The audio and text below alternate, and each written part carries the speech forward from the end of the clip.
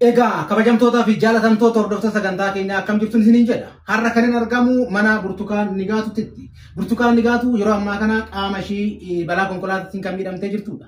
Burtukaan Nigaatuu akkuma nama kamiititti jiraachuudhaaf jecha biyyoota Arabaa keessa turte waggaa 4 ol biyya Dubaay turte gara biyya ishiitti yommuu deemtutti balaa konkolaataa kan ishii irra gaheen yeroo ammaa kana miilli ishii kun lamaan miidhameeti kan jiru.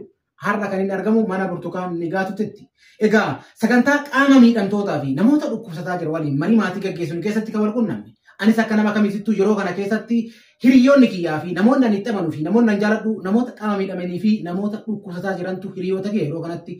Kanaafuu namni namummaa qabdanii fi namni garaa namaa laaftan Burtukaan tumsuu ni dandeessan jedhee yaada. Ammatti Burtukaan Nigaatuu ogummaa aartii keessatti illee nama qooda qabdudha.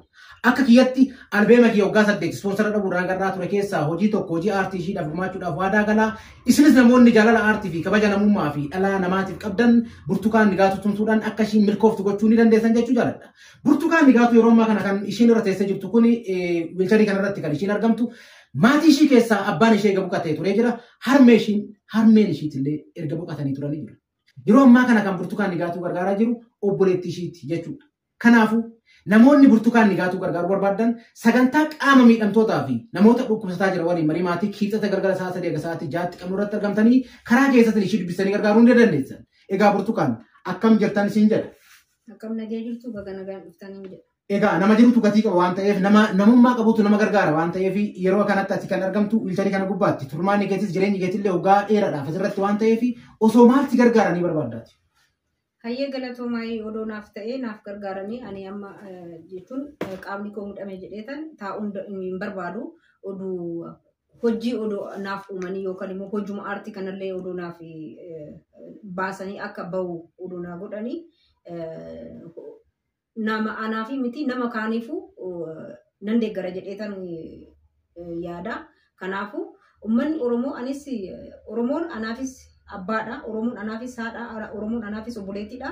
Ani abbaa biddeena kooti miti Oromoon. Kanaafuu na deeggaruu qabanii jedheetan yaada. Odoo na deeggartanii aartiidhaan odoo muuziqaa tokko odoo vaaraalii naaf bahe yuutuubii irratti odoo fe'ame innuu na jiraachisa jedheetan yaada. Isaan immoo ani waan biraallee nan hojjedha jedheetan yaada. Kanan yaada. Egaa akkuma dabataa jirtan Burtukaan Nigaatuu erga qaama ishii kana miidhamte balaa konkolaataatiin namoonni akka miidhamne jechaaf weellee tokko hojjettee turte. Anis akka ogummaa kiyyaatti gama ogummaa aartiitiin hojii waggaa 8 ol albeema ispoonsara dhabuu nagammaa ture keessaa hojii tokko ishiidhaa gumaachuudhaan hojii haaraa hojii bareedaa dhalootaaf ta'u akka ishiin hojjettu abdii qaba. Fedhii fi hamilee guddaa waan qabduuf gara fuulduraatti yuutuubii ishiis banattee akkanatti hojjettee qaama miidhamummaa ishiitti malee yaadanii miidhamne fayyaa sammuutiin waan gurguddaa hojjechuu akka dandeessu abdii guddoo qabdi.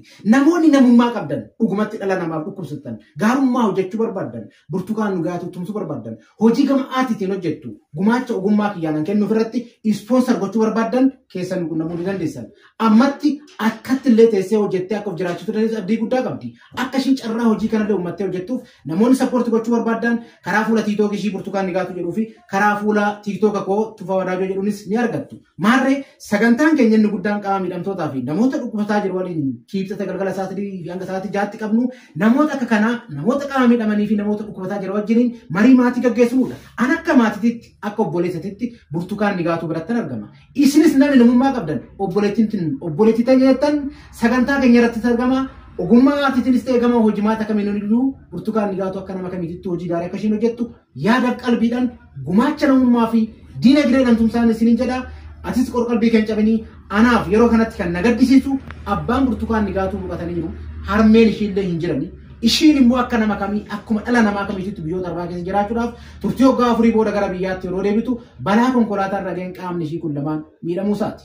Akkasumas Burtukaan Nigaatuu waggaa 17 ta'ee biyya alaa deemte hanga ammaa gaa'elallee kan dhummanne ilmoo tokkos kan hin dagannedha.